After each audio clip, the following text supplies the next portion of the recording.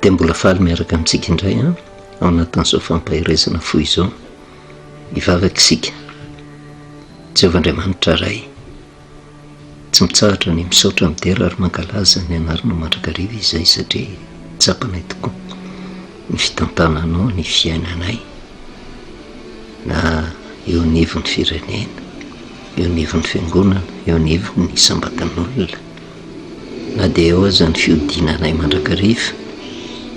Miditra an-tsehatra ianao ary mitondra vahaolana izay indraindray lavo ny sainay mahaolona, kanefa asehoanao fa mbola Andriamanitra ty ianao, dia miasa amin'ny fomba tsy takatry ny saina. Fanahinao masina no hanokatra hatrany ny masom-panahinay mba afantaranay hatrany ny sitraponao, ny anaranao Jesosy, amen. Faly miarabantsika amin'ny anaran'i Jesosy, nanonona ny fahasoavana sy ny fiadanan'ny tompo amintsika mandrakariva. Tsy mitsahatra isika misaotra an'Andriamanitra noho ny fahasoavany menty taona vaovao 2024 ity,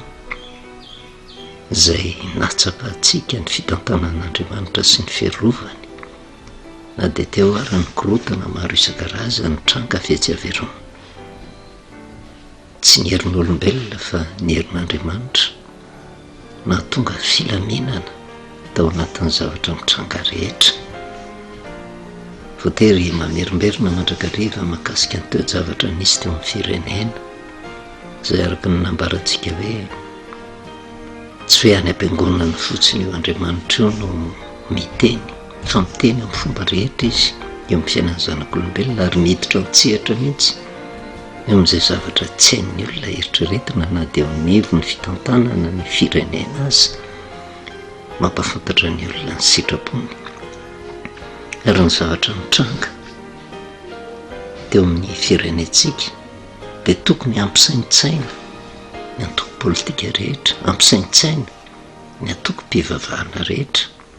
mba hafantara ny herin'Andriamanitra ka tonga azy hiova fo tanteraka. Satria raha mandinika isika ny zavatra mitranga nampitaintsika tamin'ny farany teo, raha ny teo zavatra nisy teo amin'ny firenena izay tsy hoe miditra amin'ny resaka politika isika, fa tokony hitondra lesona ihany koa ho an'ny fivavahana ny zavatra mitranga rehetra. Satria raha nitondra fanazavana teto isika dia misy ny tenin'Andriamanitra izay tonga ny taizahana antsika isam-batan'olona mba hatsapahantsika an'izany hoe Andriamanitra miditra an-tsehatra, Andriamanitra tsy miova hatr'izay ary tsy miova mandrakizay io Andriamanitra izay hivavahantsika io. Ka na dia eo ary le sitrapony zanak'olombelona tianao tanteraka izay nazavaintsika tamin'ny tantaran'ny zanak'Israely nisy tamin'izany vanim-potoana izany, dia toraka izany ihany no zavatra mitranga amin'izao vanim-potoana izao. Tompo marika ny amin'ny zavatra rehetra Andriamanitra, satria izy ny nahary ny tany sy ny lanitra, izy ny mametraka ny fanapahana rehetra misy amin'izao tontolo izao. Na dia heverintsika raha fa firenena tsy mivavaka ny firenena anankiray, ohatra ny raisitsika tamin'izany tamin'ny andron'ny Babilona, tonga teo amin'ny fitondrana ny Nebokadnezara, tsy tonga fotsiny teo izy, kanefa izy olona tsy nino an'i Jehovah, fa Jehovah no nametraka azy teo, ary misy antony manokana matoa izy no mpanjaka tamin'izany vanim-potoana izany, mba ahafahan'Andriamanitra manatanteraka ny sitrapony, mba ho hitan'ny olona ny herin'Andriamanitra ary hitantsika fa niaiky tanteraka Nebokadnezara tamin'ny farany, ka tonga tamin'ny fibebahana nanompo an'ilay Andriamanitra izay nivavahan'i Daniel. Raha zany ny zavatra mitranga tamin'izany vanim-potoana izany, tsy maika fa ho antsika amin'izao vanim-potoana izao izay azo lazaina fa ity firenentsika ity dia firenena mivavaka, fiangonana firy, fiangonana kristianina firy no misy eto Madagasikara. Tsy tambo isaina izay miantso ny anaran'Andriamanitra, matoky ny famonjeny Jesosy Kristy, matoky ny fitantanan'Andriamanitra. Ka raha firenena jentilisa tahaka ny Babilona izay nidiran'Andriamanitra an-tsehatra, ahoana moa ny tsinontsika fa afaka miditra an-tsehatra ny firenentsika io Andriamanitra io, izay tokony hisintomantsika lesona. ao amin'ny atoko politika sy eo amin'ny fivavahana. rehefa tena dinihana ny toe-javatra mitranga izay nazavantsika tamin'ny farany tsy tongatonga ho azy ny fitantanana ny firenena ary ny Jeremia 3:7 izay nisotomantsika lesona verimberitsika ihany mba hoentintsika mandiny tena hoe hatraiza ny fanekentsika ny sitrapon'Andriamanitra fa zao no voasoratra ho Jeremia 3:7 dia omeko mpitondra araka ny sitrapoko ianareo izay hitondra anareo amin'ny fahalalana sy ny fahendrena. Tanterahan'i Jehovah izany na mino ny olona na tsy mino satria samy manana ny eritreriny ny olona hoe ty ny tokony hitondra ary navela ny safidy toraka izany koa ny zanak'Israely samy mitondra izay heveriny fa mety hitantana ny zanak'Israely. Avelan'Andriamanitra mihitsy manaja ny safidy Andriamanitra kanefa asehony koa fa manan'izay olona tiany apetraka Andriamanitra. Dia hitantsika tamin'ny fidianan'Andriamanitra ny Davida ka na teo ary ny fisainan'ny olona dia Davida tsy nampozina le mpiandry ondry, le faralahy, le menavolo, le barimaso, io no tian'Andriamanitra napetraka. Ary dia teo amin'ny firenentsika ihany koa tsy manameloka ny safidy napetraka ny olona ary niditra an-tsehatra tamin'izany na dia ny antoko politika ny antoko mpivavahana tsy takona fiainana izany rehetrarehetra izany lasa tsy nahatsapa intsony ny sitrapon'Andriamanitra fa samy mieritreritra nametraka mpitondra arak'izay tiany kanefa nanan'ny olona tiany apetraka koa Andriamanitra nahatanterahany an'ity Jeremia 3:7 ty hoe dia omeko mpitondra araka ny sitrapoko ianareo izay hitondra anareo amin'ny fahalalana sy ny fahendrena. Ary izay no nahatonga antsika niresaka miditra amin'ny fiainam-baovaontsika na eo no misehatra ara-panahy na misehatra ara-politika miditra amin'ny taona vaovao ihany koa tsika izay nilazaintsika hoe naman'ny fahaterahana izay tsy hoe faly fotsiny fahateraka fa rehefa tena mandinika tsara izay fahaterahana izay dia mbola misy zavatra be dia be miandry. Ohatra niraisitsika tamin'izany vehivavy anankiray be voka izay niteraka ny zanany milomano tao anatin'ny rano fony tany an-kibo fa rehefa nateraka dia nisedra rivotra ary rehefa nateraka dia tsy nanan-kitafy tsy mahafantatra izay hoanina izay hosotroana izay hotafiana fa tsy maintsy miankina tamin'ny ray aman-dreniny ary izay toe-tsain'izay koa no andrasan'Andriamanitra amintsika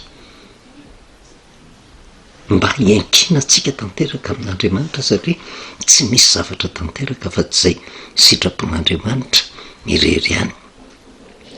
Tsy mora nefa io fahaterahana io ary raha ny toe-javatra mitranga valitsika dia tena ao anatin'ny filaminana nidirana tamin'ity taona 2024 ity na eo amin'ny sehatra ara-pivavahana izany na misehatra ara-politika kanefa na dia izany ary miditra an-tsehatra foana anke Satany hitondra korotany hampisavoritaka ny saina amam-panahy ka na dia eo ary ny tenin'Andriamanitra toriana mba hiankinana tanteraka amin'Andriamanitra hanekena ny safidy apetraka Andriamanitra dia misy foana tsy ino fiainana izany misy foana tsy atoky an'io Andriamanitra io misy foana amboly korotana vetsy averoa ary tsy vitan'io nivon'ny firenena fa na amin'ny alalany loza ara-boajanahary ireny ara dia efa fitaovana indray ampidiriny Satana ao anatin'ny sain'ny olona mba hitondra korotana ny anivon'ny isam-batan'olona ny anivon'ny fivavahana ny anivon'ny firenena na miady rehantsika any ivelan'izay ny fiatraikany mahatratra nyity izao tontolo izao ity ary tsy afa-bela amin'izany koa tsika dia ataon'ny Satana fitaovana ihany koa mba hiterahana korotana kanika tsy mahajiry ny toerana misy azy ny olona fa lasa saron'izay korotana manodidin'izay dia lasa ny fiainana no mikorotana lasa ilay firenena mikorotana kanefa tsika matoky an'Andriamanitra satria nasehony fa niditra an-tsehatra mandrakariva izy dia azo antoka fa manoloana ny zavatsarotra rehetra izay tsy maintsy andalofana dia tsy maintsy mivoaka ho mpandresy isika ary izay no nahatonga n'io teny io tena omeko mpitondra araka ny sitrapoko ianareo zay nyresantsika hoe tsy araka ny sitrapontsika na de teo raha ny safidy napetrakitsika fa araka ny sitrapon'Andriamanitra de napetrany io zay tondranareo amin'ny fahalalana sy ny fahendrena. Ka na de eo ary le mpitondra manana ny eritreriny Andriamanitra hoe manino ny mpitondro ny napetrany eto fa tsy okory no andeha tena azo antoka tanteraka fa ananatsika fahendrena sy fahalalana fa ny faneketsika ny sitrapon'Andriamanitra hitondra fahendrena sy fahalalana ao atsika araky ny hitatsika tany amin'ny bokin'ny Iobola satria ny fahatahorana an' Jehovah no fiandoham-pahalalana fiandoham-pahendrena ka raha olona matahotra an' Jehovah de manaiky ny sitrapony ary tsy tongatonga ho azy nefa ny mpitondra zay apetrak'Andriamanitra fa de samy nandinitsika efa nambaran'Andriamanitra de melona de tamin'ny fomba nikolakara mba haresy lahatra ny olona hoe hay tena tsisy zava-miafina eo anatrehan'Andriamanitra fa rehefa tena tonga le sitrapon'Andriamanitra firy amin'ny olona mino sy mahatoky fa avy amin'Andriamanitra no toe-javatra mitranga rehetra. Madiso hevitra ny olona de ity rehefa miditra amin'izany fiainam-baovao zany miditra amin'izany fahaterahana zany na anivon'ny kristianina azy de hoe rehefa teraka de tonga de eritreretin'ny olona tonga de lehibe tonga de endry tonga de mahazo ny zavatra rehetra fa tsy eritreretiny fa fotoana lava no hitaizana ny zaza teraka iny mbola ampianariny iny mbola tafiny iny mbola fahanany iny mbola saina mitsinjony ho avy iny mba hanaiky ny fitaizana sy ny famaizana maro isan-karazany ary ny tanjona ankendreny mba ahasambatra azy ao naoriny de zay toe-tsainy zay ko tokony ho tonga amintsika amin'izao vanim-potoana zao raha tsapatsika fa Andriamanitra no niditra an-tsehatra tamin'ny fiainantsika na tonga fahateraham-baovao niditra amin'ny taona 2024 niditra amin'ity mandat vaovao ty ary afatra be deaibe no nomenantsika tena Jehovah hiady anareo ianareo kosa angina ary Jehovah matoa miteny an'izay de fantany toe-javatra sarotra tsy maintsy andalovana de raisitsika fa tsy hoe rehefa nateraka indray rehefa tonga le mandat vaovao rehefa tonga le fahateraham-baovao de tonga de hiditra amin'ny fahasambarana fa raha mandinika tsara ny zanak'Israely tamin'izany vanim-potoana zany ny fahaterahana ny pita amin'ny ranomasina mena ny porofo ny fahaterahana na de niala tao amin'ny tany Egypta izy toeram-pahoriana zay niaingany de nitaizany de nomena ny afatra milohan'ny fahaterahana de Jehovah hiady anareo fa ianareo kosa angina lazao amin'ny zanak'Israely mba handroso fa tsy hoe rehefa tafapita ny ranomasina mena de tonga de nivantana tany Kanana tondra dronosy tantely fiadanana fa mbola fotoana lava ny tantanan'Andriamanitra azy ny ala hatreo amin'ny ranomasina mena mandra-patonga ny amin'ny tany Kanana mbola misy famefiana mivaivay mbola misy ady sarotra tsy maintsy nandalovana ka raha natoky tamin'izay lalan'izay zay vao mendrika hiditra amin'ny tany Kanana de torak'izany keo tsika hoe niditra ny mandat vaovao niditra amin'ny taona vaovao de misy karazan'ny olona tonga de mieritreritra hoe vao tonga ny taona 2024 de tonga de hihidina ny vidim-piainana tonga de ho sambatra ny vahoaka sady so-kevitra zany rehetrarehetra zany fa tsy tsapan'ny olona fa misy fotoana hanomanan'Andriamanitra hanefena ny olona tsiraray avy ary raha tiatsika tena hiadana ny firenena de manaiky ny fitantanan'Andriamanitra mila olona manam-paharetana fa tsy hoe tena vao tonga de tonga de ho tonga amin'ny fiadanana fotsiny amin'izao kanefa ny tenin'Andriamanitra de nametraka mpitondra araka ny sitrapony izy de zao tsy verenantsika ntsony le hoe maneke fahefana zay misy fa tsy misy fahefana afa-tsy zay voatendron'Andriamanitra tsy ty taona 2024 ty tsy ty no afahantsika ny tsara fa mandroso ny firenena mandroso ny fiainam-panahy nanao dinkana ho amin'ny fahaterahantsika fa ny fifarana ny tokony ho jerevantsika manahoana ny fifarana manahoana ny fivoarana kanefa ny fivoarana tsy mipetraka fotsiny amin'ny mpitondra fa miankina amin'le olona entina ihany koa manaiky ny sitrapon'andriamanitra ve ka raha mandinika ny teo zavatra misy am'izao vanim-potoana zao tena vanim-potoana mampieritreritra zao vanim-potoana tokony andinian'ny olona tsara ny tenany zao na io nivy ny sehatra ara-politika mba misitona lesona ny am'teo zavatra mitrangany amin'ny fitantanan'andriamanitra eo misehatra ara-panahy mba misitona lesona ny amin'ny famarina ny tenin'andriamanitra satria tsy takona fiainana indrindra eo nivo ny sehatra ara-panahy eo nivo ny fiangonana inona ny tokony ataon'ny fiangonana mitaizany olona olo-pirenena vanina mampahery ny olona mba anaiky ny sitrapon'andriamanitra fa tsy miandany avatsy na miandany avaroa fa ny adidy ny mpitondra fivavahana de mitaizany olona mba anaiky ny fitondrana zay misy atahotra an'andriamanitra iainam-pahamarina zavatra tsy ampozon'ny olona rehefa ny vahoaka angeny mandeha am-pahamarinana de tonga de mandeha am-pahamarinana ho azy ny mpitondry fa raha ny vahoaka mini mandan'andriamanitra de miditra antsehatra koa andriamanitra tahaka nitondrany ny zanak'Israely fony niodina tamin'i Jehovah tao amin'ny tany Egipta tamin'izany vanim-potoana zany vokatry ny fiodinana ny zanak'Israely ny zavatra mitranga de zao namafisiny Jehovah ny fony Farao vao mainka nampitondra faisana ny zanak'Israely mandra-pahatonga ny vanim-potoana ny bebahany ka zao vanim-potoana itombohan'ny taon'izao de vanim-potoana mampieritreritra tokony andiny teny ary raha te ho tonga am'izany hoe firenena mandroso fivavahana mandroso miaina am'izany fahateraham-baovao zany de misy zavatra tokony iova ao anatin'ny fiainany ozy ny lazain'ny Amosa efa ndresantsika teto toko 5 ny andiny 17 satria miasarotra angeny fiainanareo olona ary eo indrindra no ilantsika fanatrehan'andriamanitra koa izay manan-tsaina ozy de angina am'izao andro zao fa andro mampahory zao angina mihitsy ny dikan'izay le mangina zay misaintsaina mandinika tsara ny am'izay tokony atao mbola le fiainana teo aloha ihany ve no arahako satria ny fahaiza mangina no ahafahantsika mandre sitrapon'andriamanitra mamantatra ny sitrapon'andriamanitra fa andro mampahory zao ka ho an'ny olona zay